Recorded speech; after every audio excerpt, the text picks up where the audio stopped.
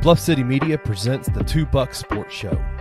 Stepping up to the microphone are your hosts, Drew Gann and Rusty Witten. Now, let's get to the show. What's going on, everybody? Welcome to your Thursday edition of the Two Buck Sports Show. I am Uncle Buck, and joining me, as always, when Rusty is out of town. I was about to say, wait a second. My man, producer extraordinaire, Kenny Stubblefield. What's up, Stubblefield? What's up, man? You good? All good. Oh, and look at what we got here. We're already ready to close the show out with last week's You Get What You Pay For. Oh, no. This is terrible. We messed it all up already. God, where is Rusty? Where is Rusty when you need him, man? This thing doesn't, The only thing I contribute the good looks and the good content, and he clicks the buttons. That's right. So you will still get the good looks. You'll still get the good content. That's right. The buttons just may not get pushed 100% correctly. So it's Thursday, May the 8th. This is a Two Buck Sports Show on Bluff City Media's YouTube page. Let me tell you real quick. If you're watching this on X, if you're watching this anywhere else, I would invite you to come on over to YouTube. Bluff City Media's YouTube page. Get in the comments here. That's where all the good folks hang out. Yeah. That's where we monitor and talk back with you. So if you get the opportunity, if you have the opportunity to get on YouTube, go to Bluff City Media's YouTube page, hit the button that says live, give us a like, comment in here, let us know you're here. We may talk to you right here live on the show. And subscribe to the channel. There's a lot of fun stuff. Have you had a chance to watch Anthony Sain's interview with Jalen Wells from yesterday? I did. I watched all 8 minutes of Sain's interview with Jalen Wells yesterday. Yeah. Jalen going out into the community. That may be something we focus on a little bit today. Yeah. Jalen Wells going to what was the name of the school? Bruce Elementary. Bruce Elementary School. Yeah, Bruce Elementary. Hanging out with some scholars in the elementary school at Bruce Elementary. And Anthony Saint got to hang out with him. Good piece of content. It's really nice seeing human sides of guys that we celebrate as athletes primarily. Absolutely. Yeah, no, it was dope. He's it is crazy. Like, I realize now I'm getting old. Like, I'm getting old because you see like these guys play basketball and you get really invested into, their whole journey as a player for your favorite, franchise. And then you meet them in real life and you just realize, God, they're still so young. They're kids, man. They're kids. And but they are like, and you can kind of understand, I think, why, sometimes these kids that have all this money that are just thrown their way, that have signed major contracts to play, professional basketball, sometimes struggle with those things. And then you see a guy like Jalen Wells and you just go, God, this dude could be the mayor of Memphis in a few years if he wanted to be. Like, he's just such a good kid, such a good young man. And on his own went to Bruce Elementary to celebrate the National Junior Beta ceremony that they had there. 8 kids from Bruce Elementary were honored. It was a really dope ceremony. Anthony and I walked in there and it was so cool, man, because I don't know a lot of the history of like some of these schools that are in the city of Memphis. Right. But we walked in there and there's this artwork, graffiti's a kind of a murals and all this kind of stuff. And it's just a beautiful building. And the teachers and the administration, they were so friendly and so warm and welcoming. And I had this, like, I was thinking as we were walking through the school, I was like, there's something about this school. Like, you can like, I had this thought in my brain going on the whole time. If these walls could talk, right? Like, there's some stories here that I would love to know. And one of the things we found out was that Bruce Elementary was one of the Memphis 13 schools that were the first schools integrated back in 1961. They had 3 students that were integrated. 13? Yeah, one of the Memphis 13. And so they had the murals of some of the kids on the wall and just a really cool experience. And it was really fun to go celebrate with those kids and the families. I saw a dad embarrass the hell out of his daughter, his 13-year-old daughter. And I was like, that's me. This is what I do. So I went up there, I was like, yep, bro, I got you. Like, this is what we do. Like, it's what we do. It was really cool, man. it was a really cool opportunity to go hang out with Jalen. Such a good guy. That's awesome. I love seeing stuff like that. And like you said, I can't imagine. And Jalen's old for a rookie. You know, did 4 years of college basketball, right? So he's 23. Yeah. 22, 23, 24, somewhere in there. I cannot imagine somebody handing me millions of dollars. What were you doing at 22, 23 years old? I was playing rock and roll music, touring the world, playing in every single dive bar and grocery store that would have us. So yeah. How long was your hair? How long was your hair at that point? Was it pretty long? I mean, it was, you know, a little over my shoulder. So yeah, listen. Good thing we were broke, you know, because that's the good Lord looking out for me. Because if we'd have had money to do bad stuff, boy, we would have been all in. All in on it. Yep. And so thank the Lord we made it back the other end, and everything worked out. Yeah. But if I'd have had a couple $1 million in the bank, like that stop in Las Vegas that we took, you know, we're able to we pulled the slot machine 4 or 5 times. That's how many quarters we had coming into Las Vegas on fumes. That trip to Las Vegas with a couple $1 million would have been a lot longer. Might have been the end of Drew Gann. Is what you're saying. The end of Drew Gann. So yeah, that's awesome. I love hearing about stuff, especially from guys on a team that I love. You know, and I love them for sports. But when you can root for them as people too, that's really great. I read a story, I mean, just a few minutes ago, John Moran investing $3.5 million buying houses to renovate for underprivileged teenagers. Is that true? Is that a real thing? I mean, I scrolled it like 5 seconds before we press play here. So I hope it is. Playoff Mem is the one that shared it. Let's see who. It says sportsmedia.com. I don't know. So I hope so. I don't know. I haven't seen it. I haven't seen it. I saw that same article and I was like, if it's fake, it's a good idea, John. I know you're listening. If it's fake, you should do that. No, I kind of my early, middle 20s, middle 30s were spent working with kids in the city of Memphis, and working with kids that were underprivileged, under-resourced neighborhoods.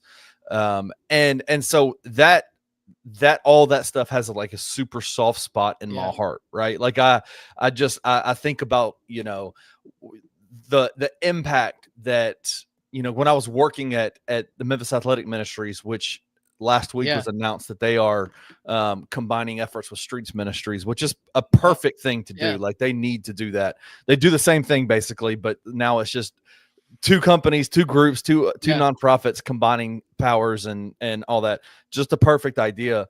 But I remember being able to see like Zach Randolph coming into the building and like watching him engage with the kids and do camps with the kids and stuff like that. And it's those kinds of things are so those stories need to be celebrated, right? Like Ja's doing a lot of that stuff in the city of Memphis too, right? Like doing a lot of camps, a lot of opportunities for kids to come and just, rub shoulders and see their favorite basketball player. Jaron does the same thing. Zach Randolph made a name for himself in the city of Memphis for all the charitable things that he did.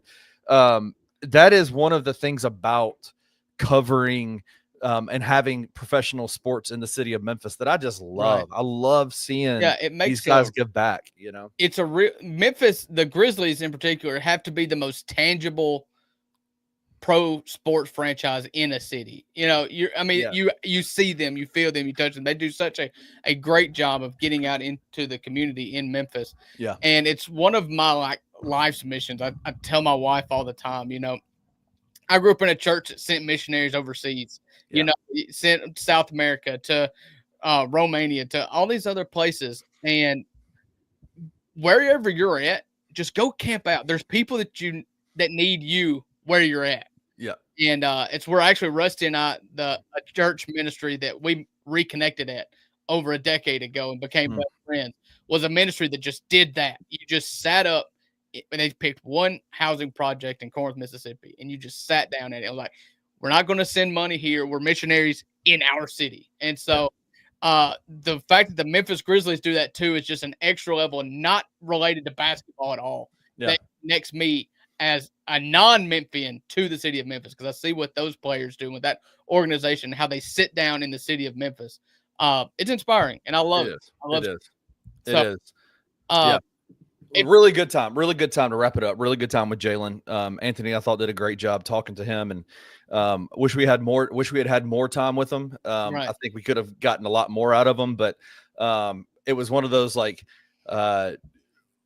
hey, let's do this real fast, right? Kind of a deal. Right. So shout out to Jalen, and shout out to his dad for connecting us and getting us together. And I know it was tight, but he squeezed you guys in, and so for that, Bluff City Media is appreciative, because he didn't have to do that. He did not. So for all of you people who are regular viewers and listeners to the $2 Sports Show, typically our first segment is Rusty and I catching up on the things of the week, things that gripe us. We play games called Real or Counterfeit on Tuesdays and Thursdays, and that's typically not sports related. Right. That is us as friends getting a chance to check out. So Kenny, me and you had that segment now. So now we're going to move on to some basketball. There is playoff basketball going on.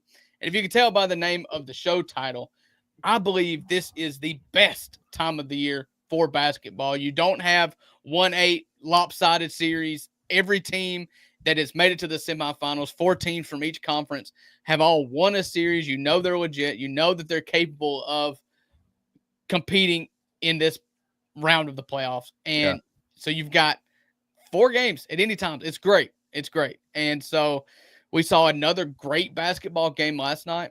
Man. But I wanted to go back just a little bit further because we have not talked on the $2 Sports Show, me in particular, since Tuesday. And Tuesday night's game, that may be like the apex of what I've seen basketball-wise this season. Yeah. Tuesday night started off – where'd it go? Tuesday night started off with the Indiana Pacers and Cleveland Cavaliers. Man. Cleveland more or less dominating that whole game. Yeah. They come into the game with Indiana's up 1-0. Mm-hmm. And Cleveland is down Mobley, they're down Garland, and they're down DeAndre Hunter. And still you get ultimate Donovan Mitchell is with 48 points. And listen, Indiana's being cute. They're not cute. This is legit. They're absolutely legit, right? We wrote them off last year. Like I will be the first one to say last season, Giannis got hurt, and then Tibbs ran his whole roster into the ground in the second round against Indiana. Yeah. And so they found their way into the Eastern Conference Finals. They've done it now again. Like they are here to play the 1 seed, and they just capitalize and they just keep coming. An absolute avalanche when they get rolling. And to end that with Tyrese Halliburton finishing that game the way he did. Me and my son, who is 8, we were running around the house. Yeah. Yeah. How good Indiana's been playing. I mean, obviously they're up 2-0, so they've been and Tyrese Halliburton's playing well. The whole team's playing well. How good is Donovan Mitchell? Is he the most underrated superstar in this league? Like the people that I think you've got about him. There's a real chance that it is. And it's because, I mean, you think of the 2 teams he's played for. He played for Utah and he played for Cleveland. He's not been on the coast. Right. He's one of those guys that is anyone kicking themselves more than the New York Knicks if they were not able to actually get that done? You know? Now they did answer and respond with Jalen Brunson. So, I mean, and Cat. So you're good. I think they're okay. I think they're fine. And Mikal Bridges. I think they're good. Right. But, to have Jalen, sorry, I'm now talking about the Knicks again. But to have Donovan Mitchell go off like that, 48 points, he was just absolutely amazing. He is one of those smaller guards that I love because when a smaller guard goes off like that, there's nothing more fun to watch. He is just so special. Can finish with thunderous dunks. It can get an absolute heater from deep. He was so much fun to watch. Yeah. And it just it wasn't enough late, and it's inexcusable. As much credit as you give him, you have to take that much away from Cleveland for not being able to finish that game. I mean, bro, they lost the game by 1 point and went into the fourth quarter up by 14. Like, that's just like, that's tough. Like, that's tough business. And so, it's just Indiana is such a team, is such a weird team because I would say, you know, obviously Tyrese Halliburton is the name of that team, right? Like people, Right. you know, look at him as a budding, you know, superstar, a budding, you know, point guard player in this league, and somebody that you can build a team around. And I agree to a certain degree. I just think that he struggles, that he goes through stretches where he's not good. Right. And you saw that and I'm not talking about game to game. I'm talking about long stretches of time during a season, right? Where even this year, Indiana was struggling for a long time. And it was because Tyrese Halliburton wasn't playing up to the standard that he can go. But the difference is that Indiana just has so many guys that can do, that can score, that can defend, that can rebound, that they just have so many guys. And it's those fringe guys that we're talking about. This is the series, I think, that you look at and you say, you know, Cleveland has the best player on the floor in Donovan Mitchell, but Indiana just has, I mean, Aaron Nesmith, Andrew Nembhard, Pascal Siakam, even coming off the bench, Benedict Mathurin. Like, these guys are just guys that just, they're not. Obi Toppin has had a resurrection. Obi Toppin is is such a fan. He's a favorite of mine just because I love the way he plays basketball. But these guys are not guys that are going to, you're going to look at a roster, you know, before a series and go, these are the guys that are going to dominate this series. But they're really, really good and really, really consistent. And when you have all of those guys clicking at the same time, they're very tough to beat. And they know their roles. Yeah. And it may be their undoing when they run up against an absolute superstar, you know, like you could find with Nikola Jokic or Jason Tatum. If they run up against Jason Tatum, you know, it's just I don't know. I don't know how they hold up yet. I hope that they can kind of break through that glass ceiling because I love watching them play. Honestly, this Indiana-Cleveland series, after game one, I was like, I'm not missing a single game of this. Styles make fights, you know, and the style of basketball of these two teams play, must-see TV. Yeah. And it's not over. Yeah, it's not over. I know they stole the first two games at home. It's actually a game I want to play as we transition into one of last night's games. Man. The Boston Celtics go down 0-2, and the Cleveland Cavaliers are down 0-2. Of those teams, of those two teams, the 1 and 2 seed in the East, which one has a better chance, in your opinion, of winning 4 out of the next 5 games and advancing to the Eastern Conference Finals? This is what I'll say about that. And there's only one reason that I'll say the Celtics, and that's because Cleveland is really, really hurt. They've got Evan Mobley, DeAndre Hunter, and Darius Garland are out. And I would say it's very difficult to their culture, the way that they play. They're going to make interesting games happen. Donovan Mitchell is going to step up and he's going to be the best player on the court the majority of the games. But it's when you miss those guys is in the fourth quarter, in the crunch time, when you have to, when it's winning time. And you've seen in 2 straight games, they've not been able to withstand, you know, Indiana's just constant barrage. Boston's roster is healthier. And so I would say they have a better chance.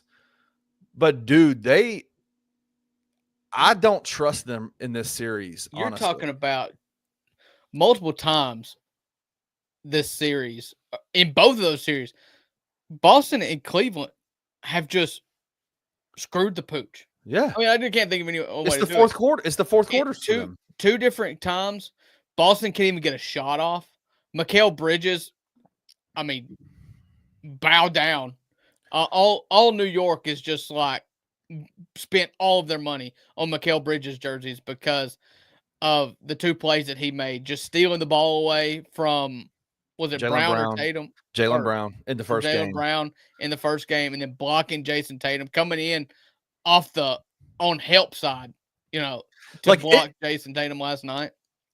Jason Tatum is concerning to me right now. Like I'm really concerned. Like, is he hurt? Is he injured? Like, is there something going on? He got stood up by Cat in that final play, and then bobbled the ball. Cat stripped it. He bobbled the ball, then tried to take a shot, and Mikal Bridges came in and blocked it at the end. Like, he's soft. Is that what it is? He is soft as Charmin. You see him go through and have these poster dunks. You've never one time seen him out physical anybody. I mean, they won a title last year, and who was the MVP? Jaylen Brown. Jaylen Brown was built for it. Jason Tatum was not. You've seen this time and time again with Jason Tatum. Yes, he's capable of being amazing and scoring 50 in any single game that he steps onto the court on. But when the going gets tough, and believe you me, if there's one thing that the New York Knicks are, it's freaking tough. Bro. He's not built for it. Yeah. I want to take a step back and ask you a question. Sure. How much fun is it to see Boston and New York playing in the second round of the NBA playoffs? As much as we're fans of a small market franchise, and yeah, we celebrated Milwaukee, winning an NBA championship as a small market franchise. Right. But can we just kind of be honest and say that the NBA is better when Boston, New York, and the West and the coast are the coastal teams are playing well? Is it okay to say? It's okay to not as a blanket statement. No, okay. I do think that basketball is meant to be played at Madison Square Garden in the postseason. No doubt about it. I will not say the same thing about Staples Center. I don't believe it captures the same environment, the same aura. But I will say that about Madison Square Garden, and I'll say that about Boston Gardens. Yeah. But to say something that no Grizzlies fan wants to hear, Oklahoma City, watching a playoff game in Oklahoma City is electric. Just more electric than Staples Center, with all of the Hollywood elites that you see on camera all the time. Like, I could care less. That doesn't do it for me.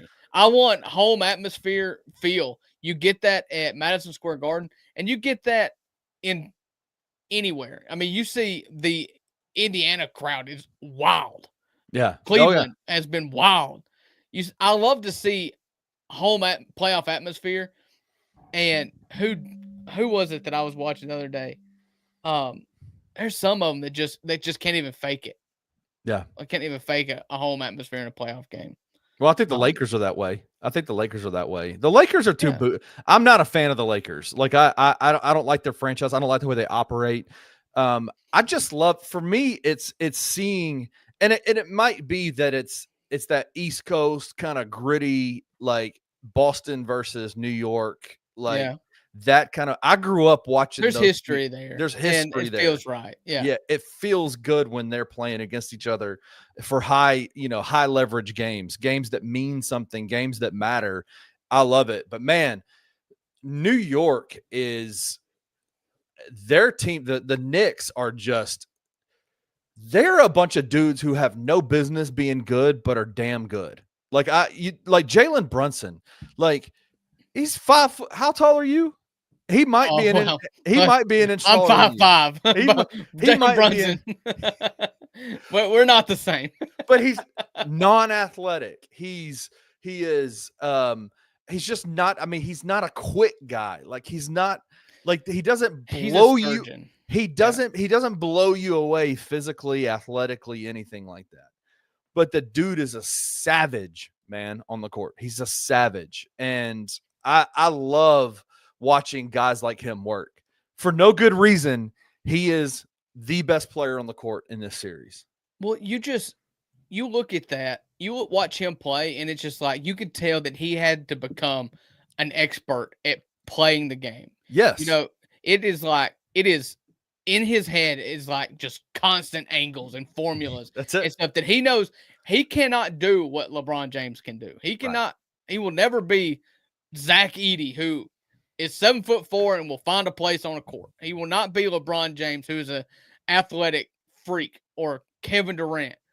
But he is just absolutely amazing. And he's so much fun to watch. And it's the same thing with Curry. Just like, it's just an elite skill set. Yeah, you look at a guy like LeBron and you're like, in his prime, he could just jump over people, right? Right. Like and listen, what makes him great is that he has mastered the angles and mastered the way to play basketball. Like being a supreme athlete doesn't mean that you're going to be the best basketball player. But Right. being a supreme athlete at 6'9", the size of a dang Mack truck, Right. and being able to then manipulate the angles and things like that, the way that LeBron does, makes you a generational type of player. But you're 1000% right about Jalen Brunson. You can tell the majority, like, not only has he gotten good, like, not only has he perfected the craft of basketball through hours and hours and hundreds and thousands of shots and moves and cone drills and the way that me and you grew up playing basketball in our front driveway, where we would put cones and dribble around it and things like that. Like, he's done that for years, and it's become second nature. But then he's also got this up here that allows him to see things that people don't see. It's amazing. I was shocked. I was expecting the Knicks, after struggling with Detroit, to really kind of come out flat. But I think what the Knicks have exposed in this Boston team is that they're trying to play calculus here, and they are very much a new school, you find space to shoot threes team, and it's worked for them all year. But that's a very finesse style of basketball. And, when it comes to postseason, you've got to play this team 4 times. And you've got to win 4 out of 7. So if you win all 4 the first time, great. But it's going to be a long series in which every single flaw that you have will be exposed. And then you put that they're in the same division. They play each other 4 times. That nobody knows you as well as the teams in your division. 100%. And Tom Thibodeau, no one knows the Boston Celtics like Tom Thibodeau does. And they have just figured out a way to outmuscle Boston in this finesse, finely tuned race car that is the Boston Celtics, that just like to run and shoot threes and screen so that you can shoot threes. And they are taking on a tank right now who is just out physicaling them. And the 3-point numbers are awful. And when you shoot as many threes as Boston does, and you make as little as Boston does, you're just not going to win. No. They could win. I mean, if they had shot their normal average of the year, they probably would have won both of those games, obviously. Yeah, the math. That's the math of this system that they do. It's like there are going to be games where Boston shoots 50% from 3 and they take 63s and they are unbeatable. Yeah. But if you're not able to do that, then what are you? And you're not tough enough in a half-court scheme to go bull your way into some baskets when you're playing the New York Knicks. Yeah. So it is all an odds game. Every game is a roll of the dice, and the dice are not in your favor when you're in a playoff series that scoring is down. Like, percentages are down. It's physical now. This is what you play for, and it's not 1 of 82. Yeah. It's a race to 4 wins. Yeah. That is a dogfight that is just not holding up right now. Now, mark my words. In Game 3, they're going to go to New York. New York won a series in the first round, in which I think they won 1 home game. They won all their games on the road. Right. So the Boston's probably going to go drill them in Madison Square Garden in Game 3. Yeah. But it's still just the numbers game. I don't like it. Yeah, Daniel Greer came in here, he said the Celtics have led for 81 minutes compared to the Knicks 12 minutes in this series. And they're down 0-2 in the series. But Drew, what is that? It's got to be what you're talking about, just that physical, that toughness, like the slugfest that New York is able to adopt in those fourth quarters and those overtimes. You can try to be tougher. But that's like the old Bane thing, from Batman. It's like the Knicks were born in the darkness. You can try to be physical all you want. We can try to adopt this physical nature. Yeah, yeah. This Knicks team was born in it. I mean, you just, like I said, Boston could go out and win this game in math alone. They've got enough shooters that they can come back from this, and they can do what they've done the whole time. And I believe that if they're shooting 40 to 45% of threes, there's not going to be hardly any team that can beat them at the volume that they do. Yeah. But you're going to have to get your open looks and take them and make them, because you cannot pivot. You cannot pivot to New York style basketball. And when it becomes a make or miss, win or lose situation, and you've got the ball, you better wear a helmet, brother, because Mikal Bridges is coming for you. Josh Jalen Hart Brunson is going to make you knock him over. Josh Hart is going to. Yeah, bro. You're not getting a rebound. You're not getting a second shot, and you're going to have a hand in your face, and you just better make your mind up before the play even starts. Yeah.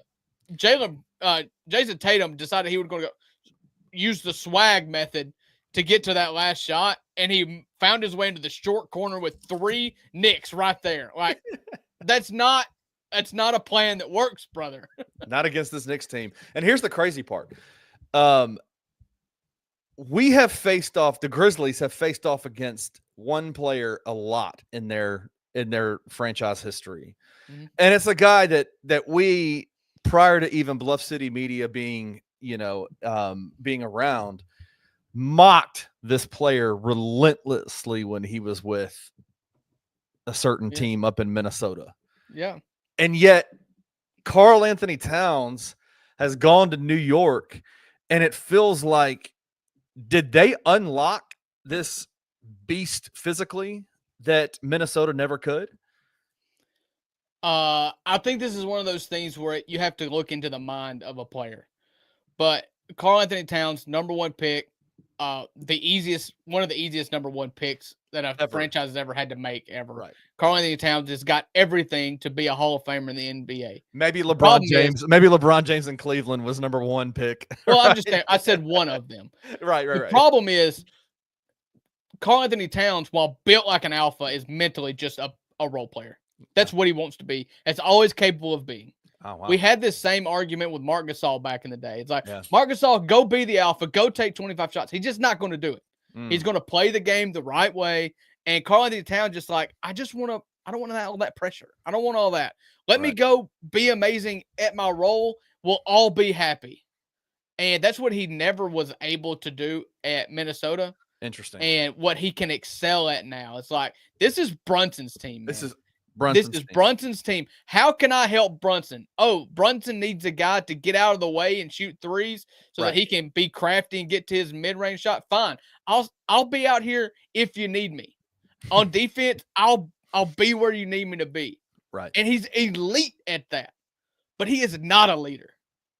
No, I agree. I agree with that. I think it's you got to feel like he's probably feels some level of like his shoulders being able to kind of release of having to be the guy, like having to be the guy in Minnesota, like the series that they played against the Grizzlies, their time, in the playoffs, every bit of that rise and fell on Cat's shoulders. Right.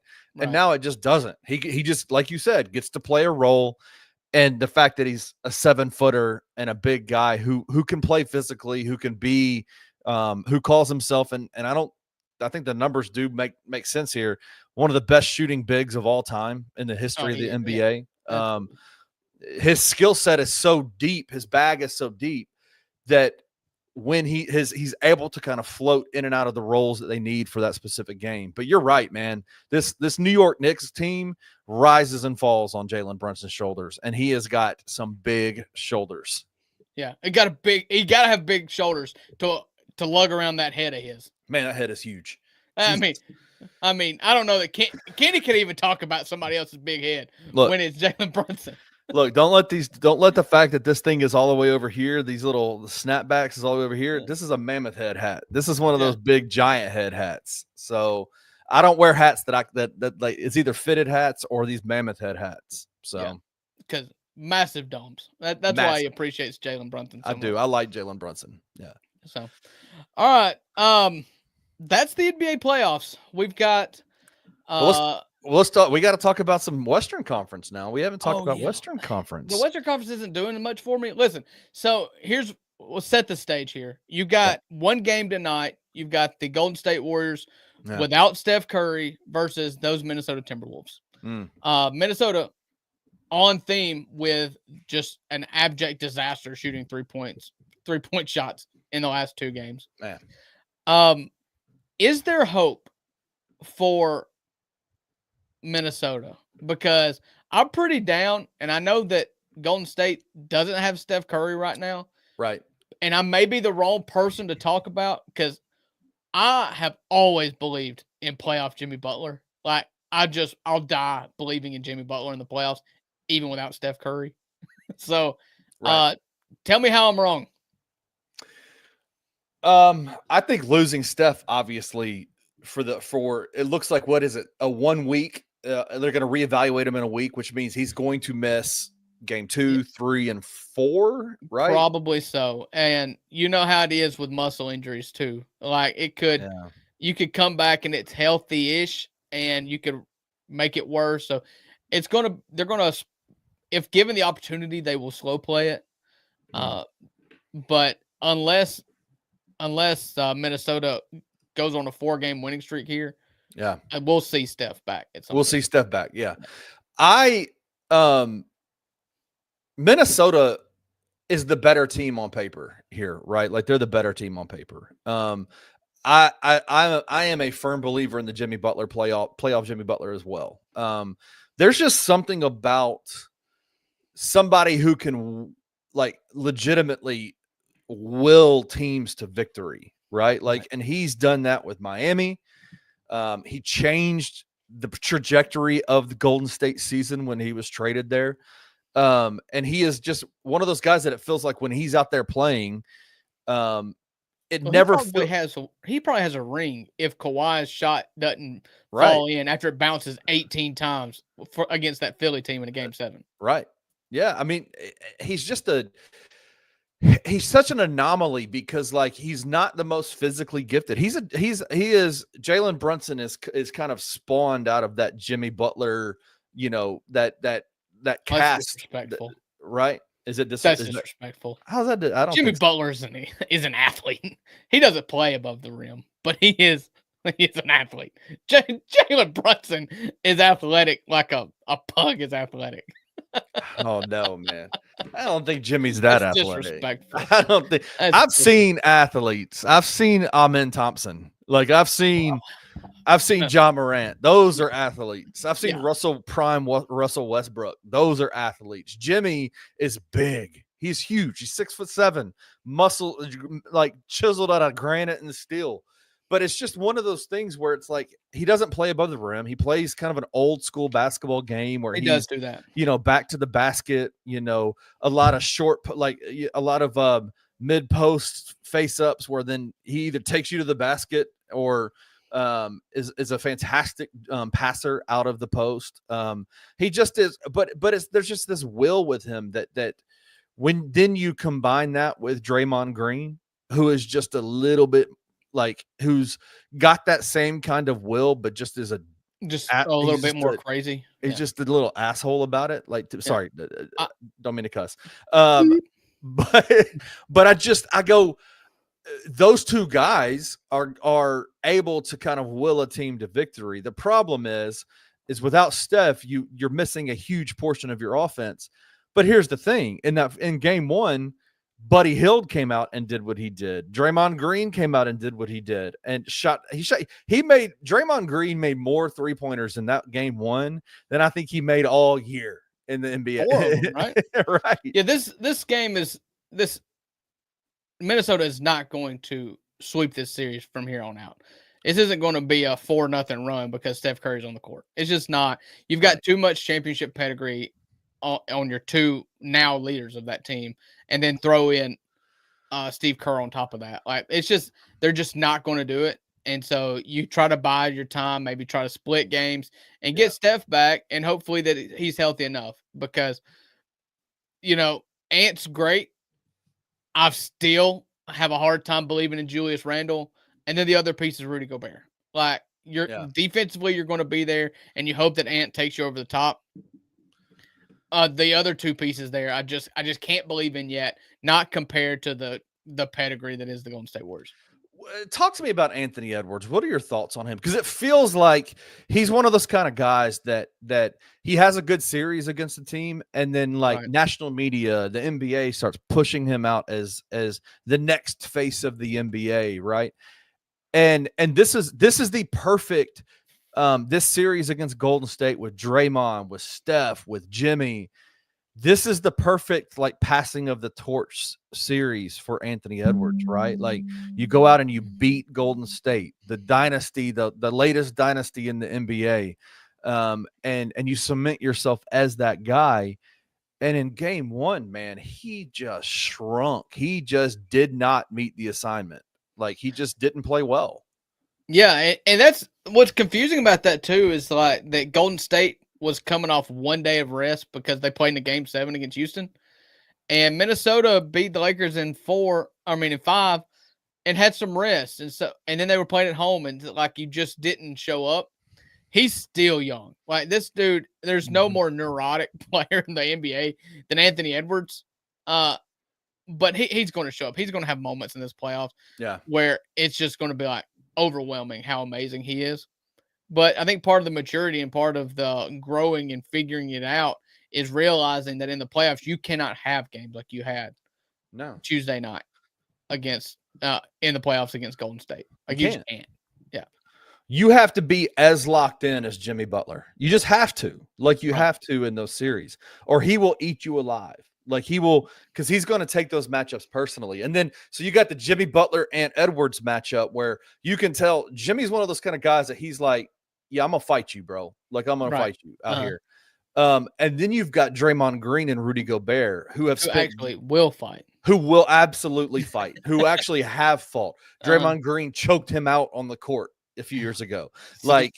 So dumb, right? Still one of the funniest things I've ever seen. But is the fact that there's so much, it seems clear, and you don't see it really from Rudy because you don't hear from Rudy. I just have this, I would love to see him do something to Draymond, right? Where it's to get a little get back out there, just to, because right now it's just complete bully. Right now it's just it's complete bully behavior by Draymond, right? Listen, that dude's French. He's just going. He was just so happy that he got the chance to cuddle with Draymond Green when he put him in the chokehold. He's a cuddler, not a fighter. Wow. He's a lover, not a fighter. Is that what you're saying? Yeah. You're not going to get that out of Rudy Gobert. The spiciest he ever was when COVID took off. That's the spiciest you'll ever get out of Rudy Gobert. One more Western Conference series we'll touch on briefly because boy, it was a slobber knocker last night. Denver and Oklahoma City tied at 1 apiece. Denver steals one on the road and then got punished for stealing said game last night with a 43-point drubbing by the Thunder. Do you think this is competitive? Do you think that this goes 5 now with a gentleman's sweep, or 6, or even 7? Let me ask you this. How do you buy the idea that Denver was like, we got one, we out? I don't think you can really work your way around that.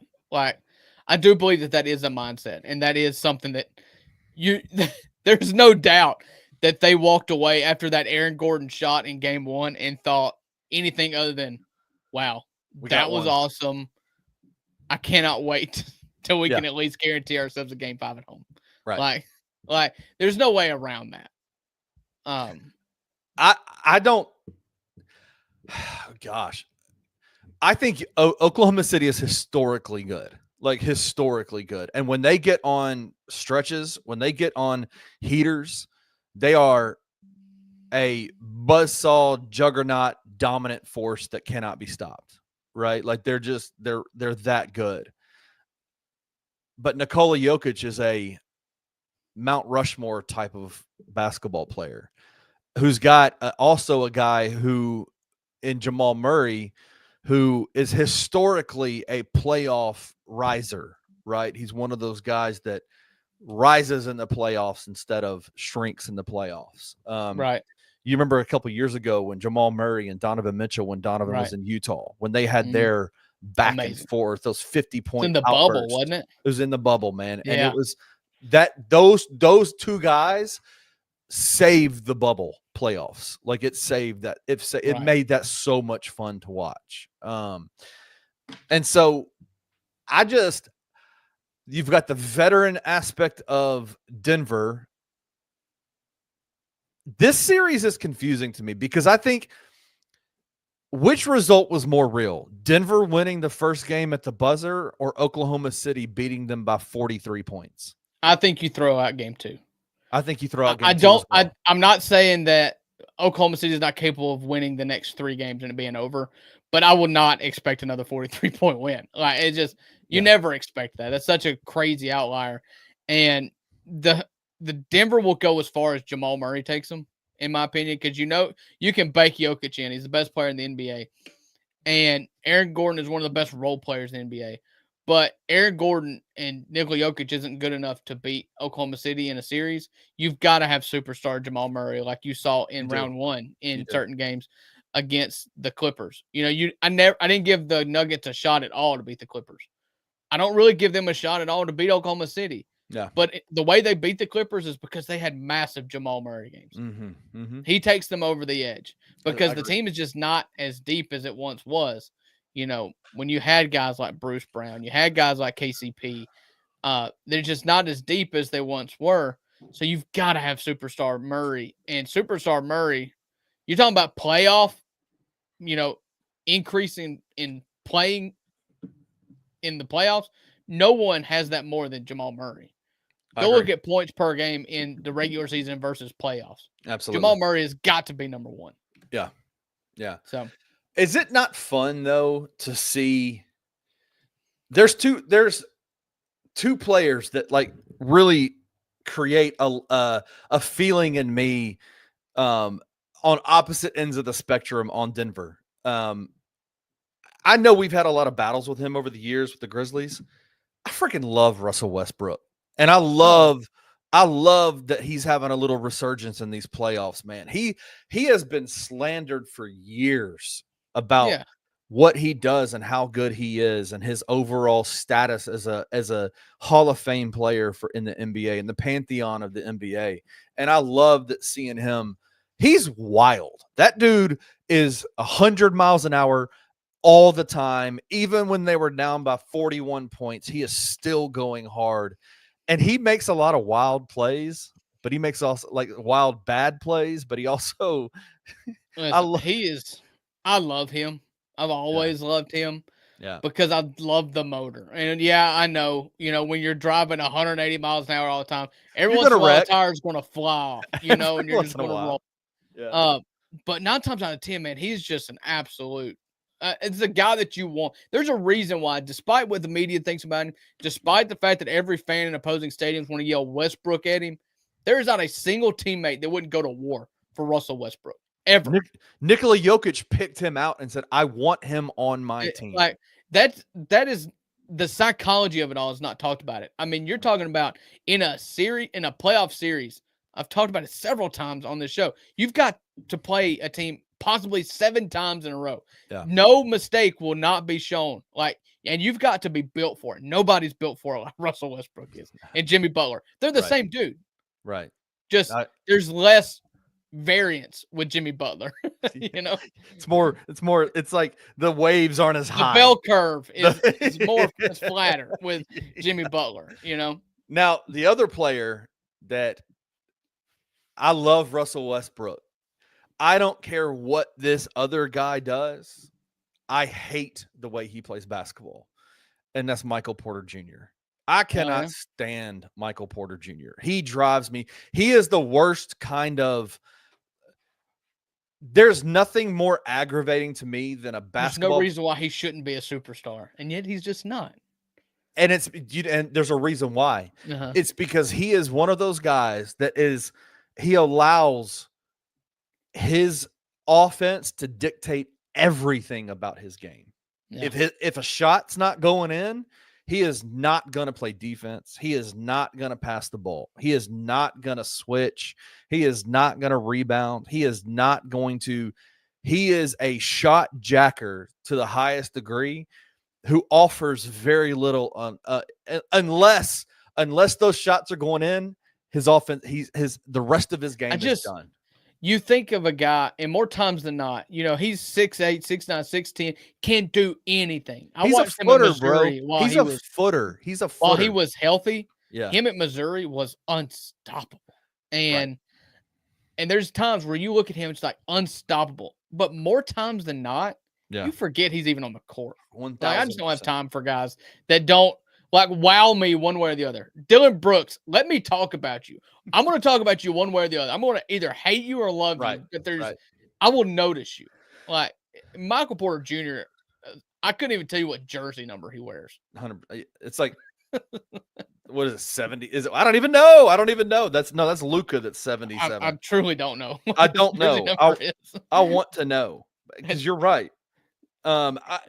He just is one of those guys that I just, if Denver is able to somehow either get him in a flow where he's able to contribute, they can win those games, right? What are you talking about? You got Nikola Jokic who has 20 assists a game. Be one of the guys that make shots and then help on defense. Like, right. It's not hard to get open looks on Denver. Right. You got one of the best, you got the best passing big man of all time on your team. Right. Like, get the ball and score some baskets. But if he goes into one of those funks, and he's also one of those guys that, does it not drive you crazy that he's wearing that stupid shoulder thing? Yes, your shoulder hurts. I understand your shoulder hurts, but you're drawing, that thing's flapping in the wind like this the whole time. Like, what is it that you're tape or whatever it is? Like, what is it that you're doing here? Like, are you trying to draw? Oh, my shoulder. Oh, it hurts. I'm gonna put this huge Band-Aid on it so everybody knows. Everybody knows. It's gonna be so when I don't make my shots, it's the built-in excuse LeBron always has. Yeah. LeBron missed the Met Gala because he had a hamstring strain. Like, shut up! I don't want to hear about you anymore. Like, quit. Please tell me you're not a LeBron. What you're injured by. You're not a LeBron hater, are you? I appreciate LeBron the appropriate amount. Okay, there you go. But he is everything that he does is just about LeBron. He's an amazing basketball player. He's an amazing father. He is an outstanding role model for kids to aspire to. But he is just so far and beyond extra. Like, I can't handle it. I can't handle him showing up after you getting eliminated from the playoffs in a cast in a game that you finished.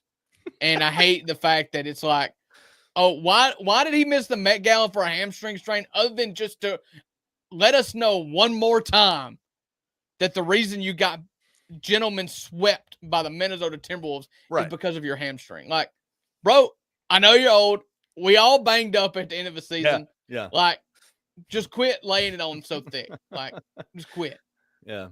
Well, I can't stand, like, so Denver, this Oklahoma City Denver series, I still think Oklahoma City is the best team in the NBA, and I think they're going to go to the finals. I think they will. I have a really hard time. I refuse to take that 43-point win and say anything about like what that means for the rest of the series. Like, I just think that's an outlier game where it's like Oklahoma City is not 43 points better than Denver, and it's not going to be. I think this is probably going to be a 6 or 7 game series, honestly. If Steph Curry comes back healthy, give me the Warriors out of the West. Really? Yeah, there's just too much there. Like, I'm sorry. It's like betting against Alabama. Like, you've just seen it so many times. I've yet to see the Thunder do it. And it is ignorant. It is innocent until proven guilty, or ignorant until proven correct. You know, like, I'm going to have to see it. And forgive me for siding on with the team that has 4 rings. Okay. And the greatest player in a generation. Like, I'm going to side with those teams, given health. So, all right. We have covered all 4 playoff series to this point. We have not had time to talk about the new Pope yet. Do you have any thoughts? Mark Pope from Kentucky, the Kentucky Wildcats coach. I think fantastic. I love he's got a really nice shaped head for a bald head. He rocks the bald head pretty well. Let's see if they've named a new pope yet. Is that what you're talking about? No. No, my bad. Let's see. We don't know who the pope is yet. So, but there is. They announced it. We have white smoke. We got white smoke. Yeah. Whoever the new pope is, Mel Kiper will be furious that it's not Shedeur Sanders. Oh, they have announced it. He's an American pope. American pope legal? in history takes the name of Pope Leo the 14th. What's his real name? Robert Francis Prevost of the United States. Huh. So do they go and move the Vatican to like Ohio or something? St. Louis. It's coming to St. Louis. Bring the Vatican to Mississippi. I dare you. Hey, that's going to do it for this Thursday edition of the $2 Sports Show. Just want to say thank you to Kenny for filling in on short notice today. Rusty and I will be back on Tuesday. It is Mother's Day weekend. Everybody, dang it, go hug your mothers if you have the opportunity. Celebrate your mothers. Yeah. Love your mothers. Make the whole weekend about your mothers. If you have kids, make sure your kids respect their mother as well. Nobody would be where they are without the love of a mother. I mean, there's nothing better. So be intentional. Go hug your mama if you have the opportunity to. Hug your grandmama. Hug the mama of your kids. It's all about mamas this weekend. And we will see you again on Tuesday for Best in Beef. We'll tell you all about what happened. Rusty will be back with me. So I thank you, Kenny Stubblefield. I thank you. And we will see everybody on Tuesday. Thank you for listening to the $2 Sports Show. If you enjoyed this episode, leave a rating and a review wherever you download your podcasts. Also, like and subscribe to Bluff City Media's YouTube page. For comprehensive coverage of all things Memphis sports, head over to www.bluffcitymedia.co and find out how you can become an insider. We will see you back here next time.